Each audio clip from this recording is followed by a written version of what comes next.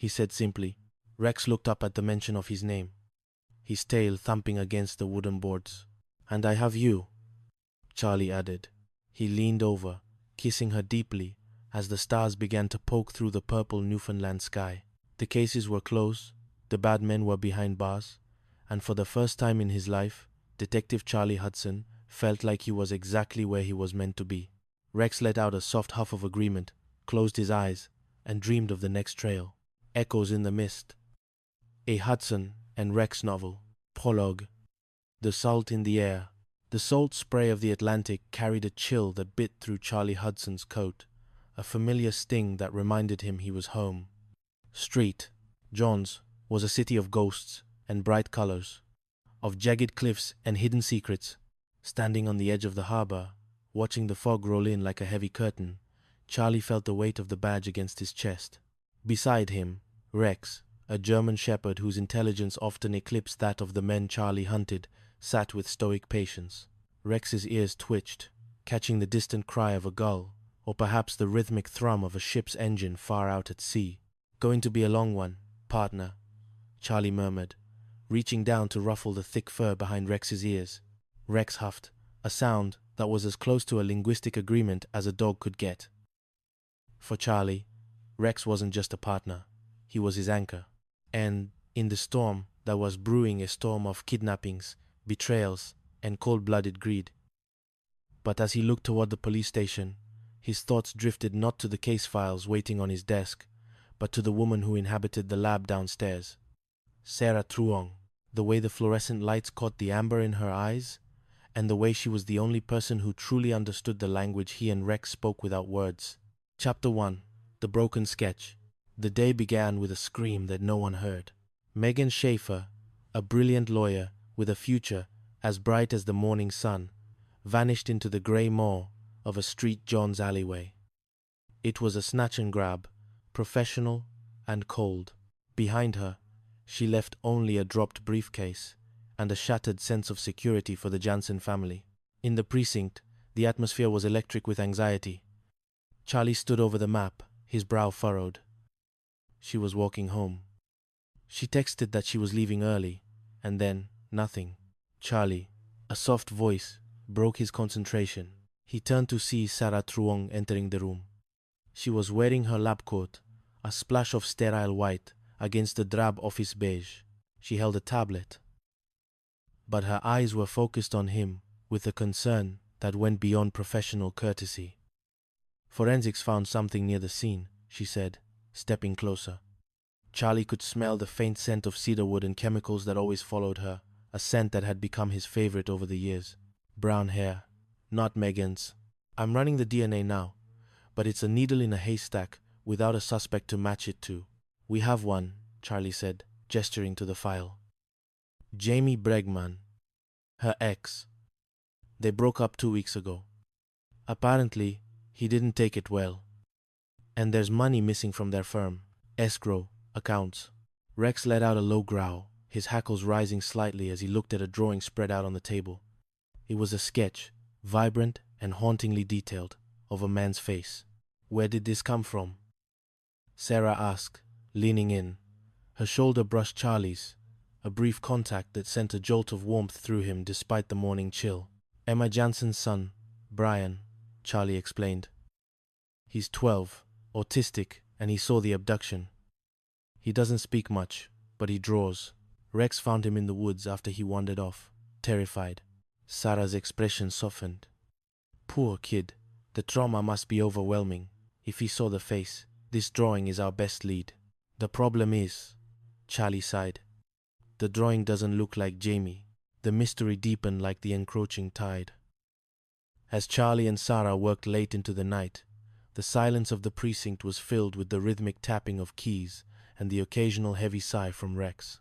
They shared a coffee bitter and lukewarm, but the way Sarah smiled at him over the rim of her mug made it taste like the finest brew in the world. "You should get some rest, Sarah," Charlie said, his voice dropping to a low, intimate register. "Not until we find her, Charlie." "I know what it's like to feel lost," she replied, her eyes meeting his. In that moment, the tension between them was palpable, a string pulled taut, but the ringing of the telephone shattered the spell. "Hudson," Charlie snapped into the receiver. He looked at Sarah. "They found Jamie, or what's left of him. He's dead in the back of a rental van. Megan is still missing, and the kidnapper just upped the ransom to $2 million.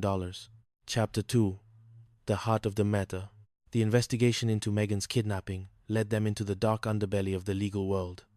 Todd, the managing partner at Megan's firm, acted the part of the grieving mentor, but Rex knew better. Rex could smell the cortisol, the sweat of a man lying through his teeth. While Charlie chased leads through the rainy streets, Sarah worked the forensic angle. She discovered chromium shards in Jamie's wounds, residue from an industrial plant or a chop shop. "It's Earl Blackburn," Charlie realized, staring at the facial recognition results Jesse had pulled.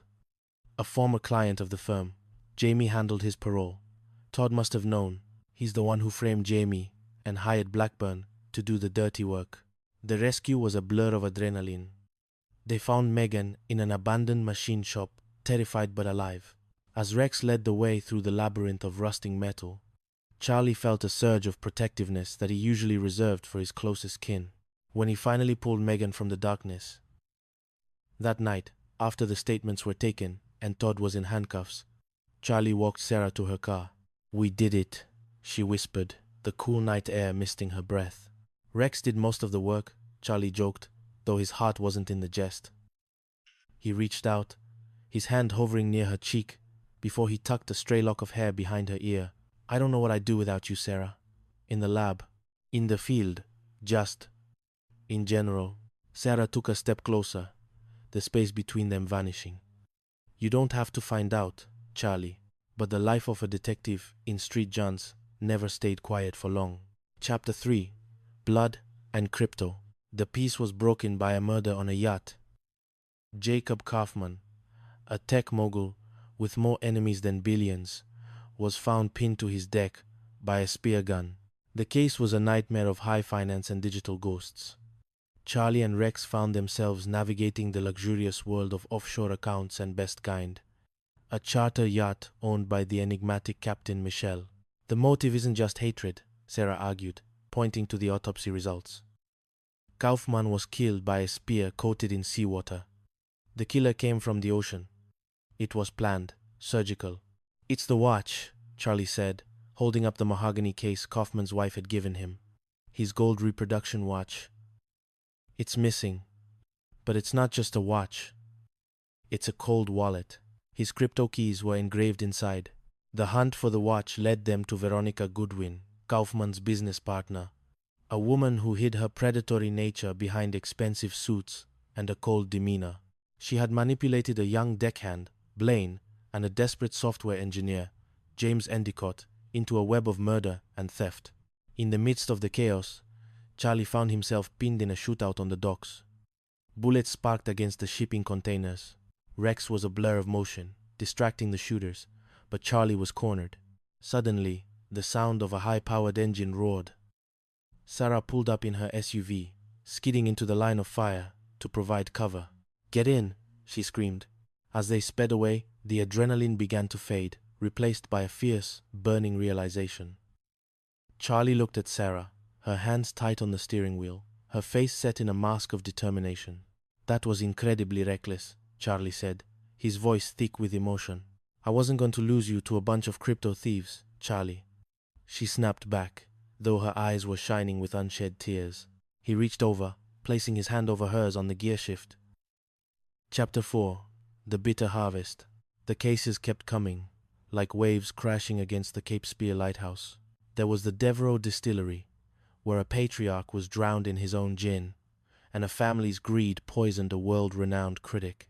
Rex became the star of the investigation, his nose identifying the secret botanical Labrador tea that had become a death sentence for Willem Devereux. Charlie watched Sarah interact with the family, her empathy acting as a scalpel, peeling back the layers of Melanie Devereux's resentment until the truth was laid bare.